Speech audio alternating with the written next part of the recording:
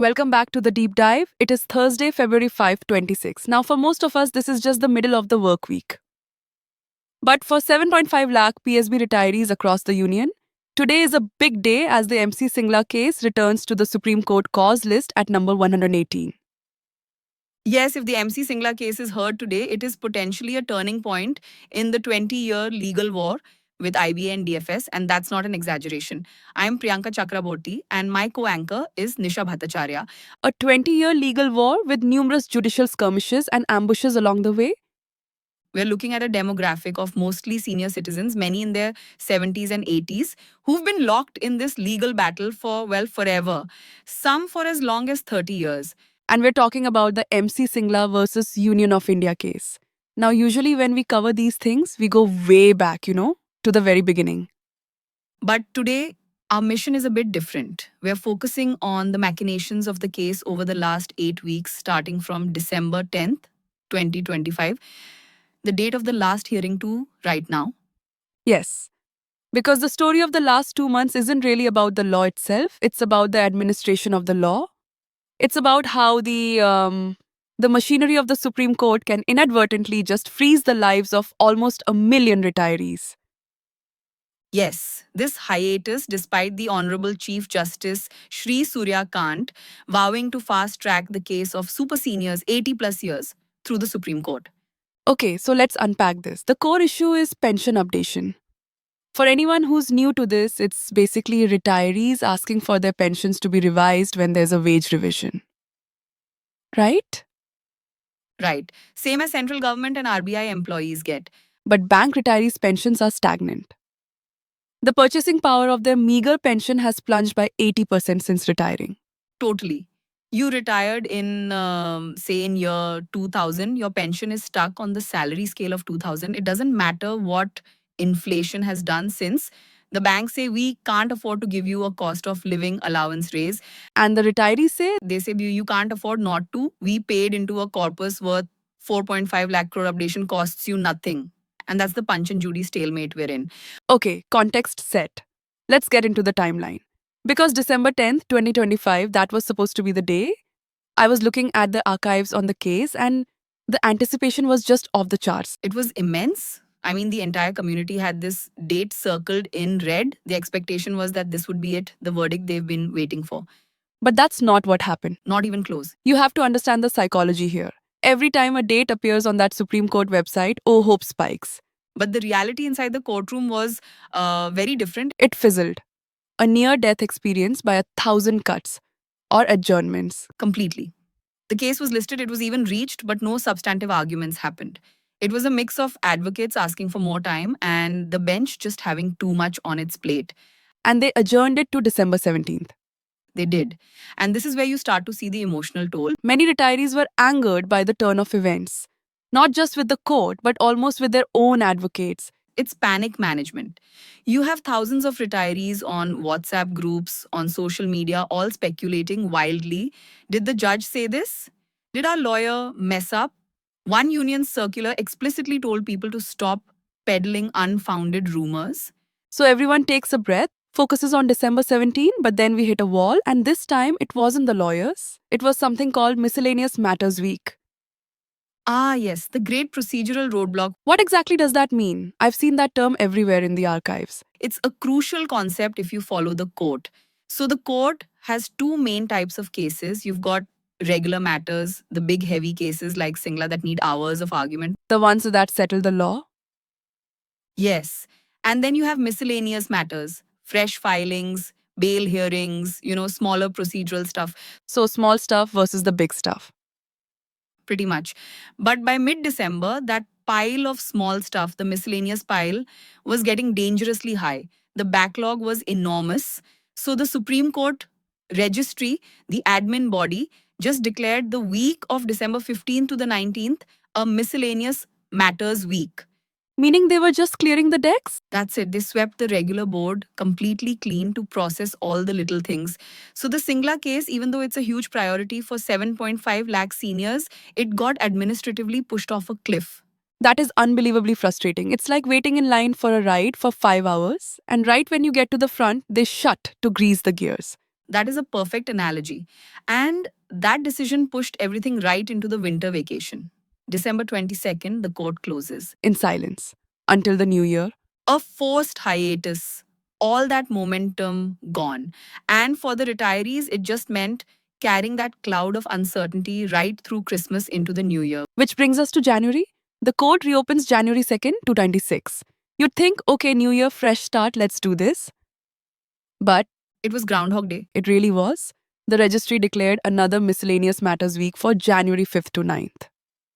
You're kidding me. No, not kidding.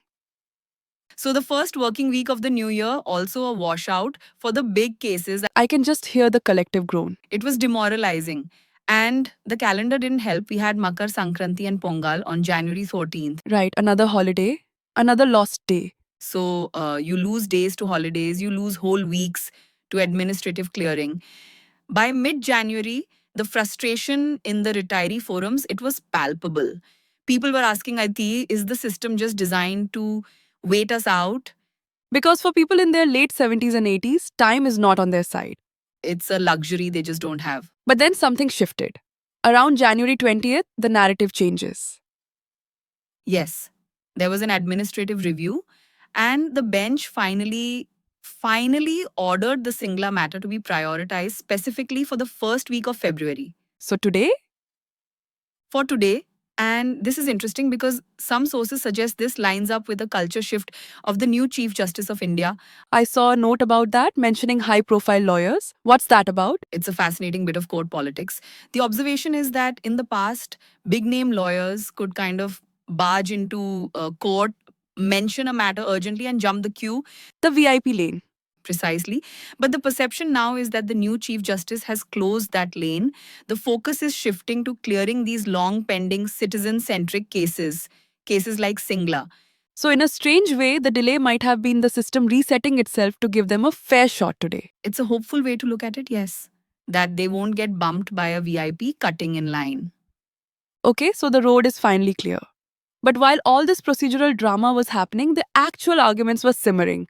Let's talk about the money, because that's the IBA's main weapon here. It's the financial viability argument. The Indian Banks Association has this very scary number they like to bandy around, 150,000 crores. And that's what they say it would cost to update all the pensions. That is their projection. They are painting a picture of systemic collapse if they're forced to pay this. It's financially unviable, they say. But the retirees cried foul. They call it a scare tactics. They countered with their own actuarial data, pointing to the existing pension corpus, the money already sitting in the fund. How much is in there? They claim it stands at over 4.5 lakh crores. Wait a minute, the fund has over 4.5 lakh crores and the projected cost is 1.5. If those numbers are even close to real, what's the problem? The problem, according to the retirees, is something called gold plating. Gold plating? Explain that. It sounds like something from jewelry retail, not banking. It's accusation of creative accounting. The allegation is that banks have been using the pension fund to patch holes in their own balance sheets. So instead of ring fencing the corpus for pensions, they're using it to cover losses? That's the allegation. They cite a specific instance with a major PSBE where they claim it used over 5,000 crores from the corpus to window, dress a gap. So the argument is you have the money, you're just using it to make your profits look better? Exactly. The incapacity to pay is manufactured, and to back this up, they're now using the RBI as a battering ram. The RBI Precedent, right? That's everywhere in the notes. It's their strongest card. The RBI just updated pensions for its own retirees. The government approved it. So the old excuse from the banks, look, even the RBI doesn't do it, that's gone. So now the question is simple. If the central bank can do it, why can't you? Precisely. It's a powerful argument. But legal logic and procedural logic, they're two different things. We mentioned miscellaneous matters, but there's another procedural bog you pointed out, impleading parties. That just sounds like a headache. It's a nightmare for efficiency. Imagine we're having a serious debate and every 5 minutes, a stranger walks in, taps us on the shoulder and says, hey, I want to be part of this too. And you have to stop and explain everything from the beginning? You have to serve them notice, they have to file a response, you have to file a rejoinder. In this case, smaller unions like Arise from the Indian Overseas Bank keep filing petitions to join the main Singla case. And each one just burns more time? It burns time, it gives the banks Another excuse to say, Your Honor, we need 2 more weeks to reply to this new group. A stalling tactic. Whether it's intentional or not, that's the effect. It's consuming time without purpose. Okay, let's bring it to today, February 5 to 26. The procedural hurdles are, in theory, cleared. We are looking at the Supreme Court cause list for court number 2, who's on the bench. We have Justice Vikramnath and Justice Sundeep Mehta. And yes, MC Singla is listed in the weekly list for today and tomorrow. That sounds good, promising. But I'm looking at the daily cause list and it looks, well, crowded. Crowded is being kind. It's packed, and this is the daily anxiety. Before the judges can get to the main course, to Singla, they have to get through all the appetizers, the oral mentioning. Which is lawyers asking for urgent hearings on other cases. Yes, my client is being arrested, my house is being demolished. Those emergencies take precedence. Then you have bail matters. Personal liberty always comes first. So even though it's on the list, there's a real chance the clock just runs out before they even get to it. There is always that risk. Retirees are watching the clock as much as they're watching the docket.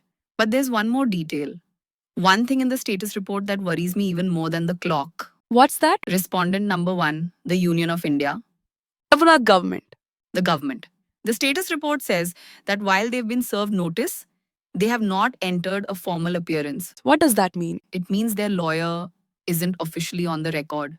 No one has shown up for them. Why is that such a red flag? Can't the court just decide without them? Technically, yes, but think about it. The court is being asked to pass an order with massive financial implications for the entire banking sector, which is state-owned. It is highly unlikely they'll do that without hearing from the government.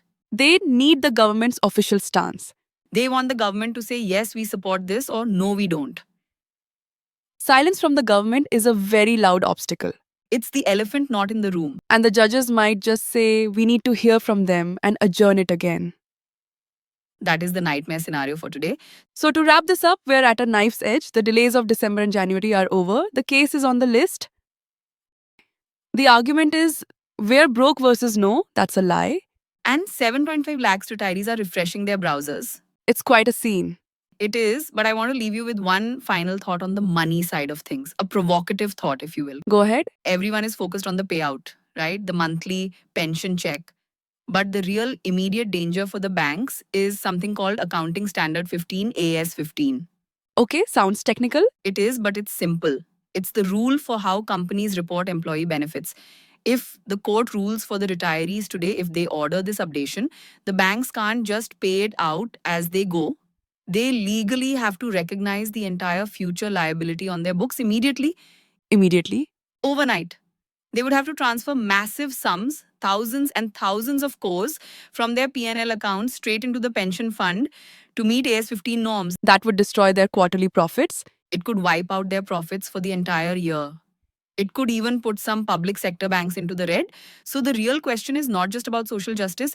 It's, is the banking sector actually resilient enough to take that balance sheet shock? Or will that fear be the reason justice delayed becomes justice denied? That is the multi-crore question. Well, we should find out soon. For everyone listening, keep your eyes on the updates coming out of court number 2. We'll be watching right along with you. Thanks for joining this deep dive. Let's hope for a resolution. Thank you.